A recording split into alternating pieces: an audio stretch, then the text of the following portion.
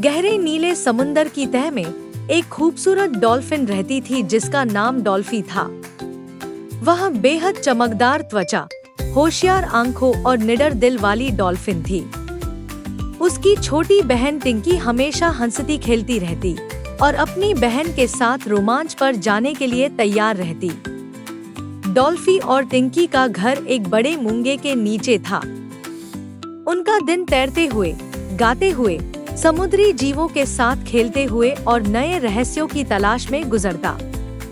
एक दिन जब दोनों बहनें गहरे पानी में झूलती नीली घास के साथ खेल रही थी, अचानक डॉल्फी को रेत में कुछ चमकता हुआ नजर आया। पास जाकर देखा तो वह एक पुराना मोती जैसा खोल था जिस पर सुनहरे नक्श बने हुए थे। जैसे ही डॉल्फी ने उस खोल को छुआ, वह खुल गया और अंदर से एक चमकता हुआ नक्शा निकला। नक्शे पर एक जादुई दुनिया बनी हुई थी, मोतियों की दुनिया। इस दुनिया के बीचों बीच एक लेख था। सिर्फ वे बहनें जो सच्चाई, प्यार और बलिदान में विश्वास रखती हैं, वही मोतियों की दुनिया को बचा सकती हैं।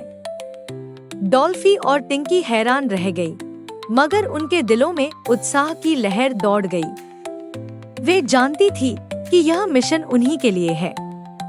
उन्होंने अपनी छोटी छोटी समुद्री थैलियां संभाली और निकल पड़ी एक ऐसे सफर पर जो उनकी दुनिया बदलने वाला था। नक्शे के पहले चरण पर वे एक नीले धुएं वाली गुफा तक पहुंची। उसके अंदर बुलबुले तैर रहे थे जो मोतियों की तरह चमक रहे थे। गुफा के दरवाजे पर एक पहेली लिखी थी, सच्चाई दिखाओ, राह पाओ।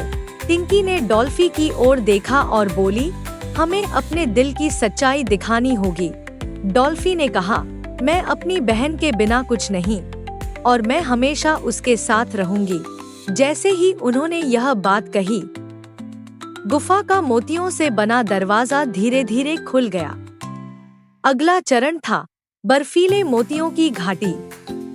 यहाँ की बर्फ साधारण नहीं थी, बल्कि पारदर्शी नीली रोशनी बिखेरती मोतियों की बर्फ थी। हर कदम पर फिसलने का डर, हर सांस के साथ सर्दी का एहसास बढ़ता जा रहा था।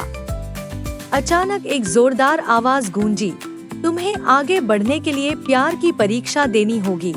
यह आवाज एक बर्फीले ड्रैगन की थी जो मोतियों के पहाड़ पर बैठा था। उसकी आंखें कीमती नीलम की तरह चमक रही थी। टिंकी कांपने लगी। उसे ठंड से बहुत डर लगता था।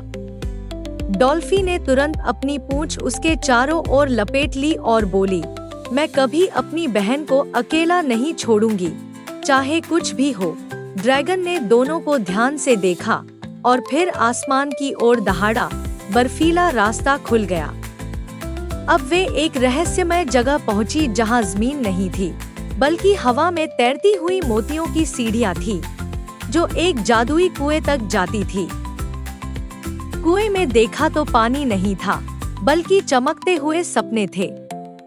एक परियों की आवाज आई, अगर तुम मोतियों की दुनिया को बचाना चाहती हो तो तुम्हें इस कुएं में झांककर अपनी सबसे बड़ी कमजोरी का सामना करना होगा।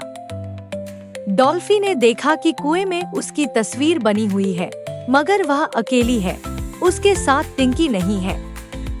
वह समझ गई कि उसकी सबसे बड़ी कमजोरी यह है कि वह अपनी बहन के बिना कुछ नहीं है। टिंकी ने देखा कि उसकी तस्वीर में वह अपनी आवाज खो चुकी है।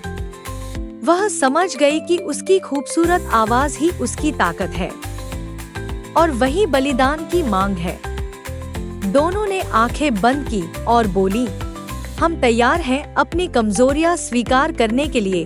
कुएं में एक चमकती हुई रोशनी फूटी और एक नया दरवाजा खुल गया। जब वे अंदर दाखिल हुई तो आश्चर्य में डूब गईं। एक दुनिया जो सपनों से भी ज्यादा खूबसूरत थी।